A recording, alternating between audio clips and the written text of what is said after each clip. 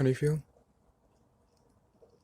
I feel like I'm connecting, but it's an object. Can you make a connection with an object? Is it the symbol they're connecting to? I think it's a symbol, yeah. The symbol, like what the object is a symbol of. Well, symbols are ideas, so they're metaphysical.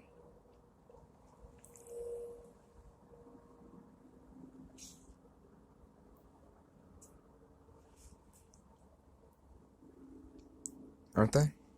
Yeah. Describe what's going on right above Buddha's eye. Right there. What's happening? What's happening as in, what's happening to Buddha? Yeah, to his eye. Like right above it. Right in the middle of his forehead. I think that is his thoughts. What are they doing? They're growing. His thoughts are like growing, or it's more like an expression. Maybe that's why Buddha's face is a stone right now. So he can't move his face to express certain things, right? So the way that he expresses it, since he has to stay still, is so that he spreads this ink all over his body, and it like spreads. And when people see that, they can understand what he's expressing. And it's in a language that, not... It's the alien language. Yeah. It's the language of the moving, the universe, really. Yeah, instead of moving his face, because that's like a human thing. Humans move their face to tell you things. Yeah? But Buddha doesn't? Buddha doesn't. So Buddha's not human? Well, at this point, I don't think so. You think Buddha's more of a symbol? Yeah. Yeah, I don't think Buddha existed. I think it's just a symbol. Like, it's not a human, but it's meant to represent a human. Mm-hmm. But human is the most alien thing of all. Because your soul is not used to being a human being. And that's why this is so new to you.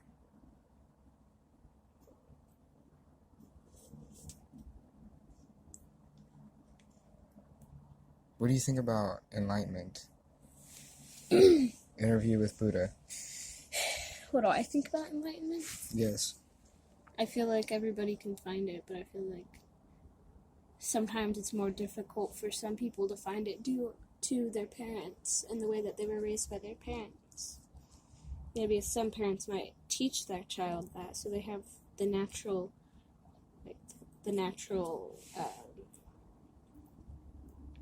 instinct to, chase for these things and ideas of enlightenment and, open up their consciousness. Consciousness. What is the definition of consciousness? Consciousness is a state of being sentient. If you're sentient and you can feel or experience, then I think that's what consciousness is. Do plants have consciousness?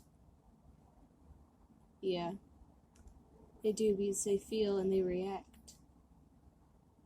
But their consciousness isn't as expanded as, say, a human. What is it that made a human one of the most expanded consciousnesses? Evolution. Consciousness was originally... Do you think we're more evolved because we're human? Yeah. You're more evolved than a fish because, what happened to fish is that some of them stayed as they were, and then some of them grew legs and became amphibians, where they had legs, but they had to lay their babies in the water, which led to birds, because birds have 2 legs and they can walk on land, but the water is inside the egg, and the egg can be on land. And then from a bird came, the reptiles, which is just another version. Actually, I think it was reptiles, then birds. And then after birds came, smaller and small animals like rodents or something that doesn't have feathers or lays eggs. And then that went to monkeys. Small animals went to big animals, which went to monkeys, which went to all of the different kinds of primates.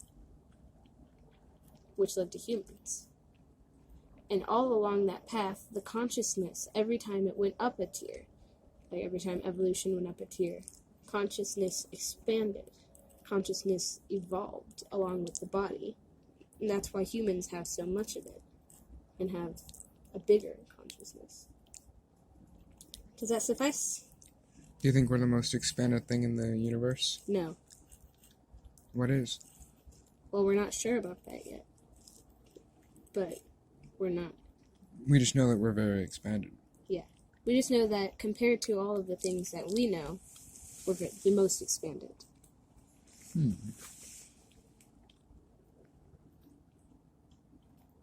Does that make us better than the other animals? It doesn't. It's just something. All of you and all of the animals in all of the universe are all equal. It's just that, some organisms or some items have certain things that others don't. Like, say, a gigantic comet versus a small comet. There isn't really a difference there. They're both comets. They just have, different properties. So, the question of better, nothing is better than anything. Everything is equally as bad and equally as good. Because bad and good are just concepts. Concepts and illusions.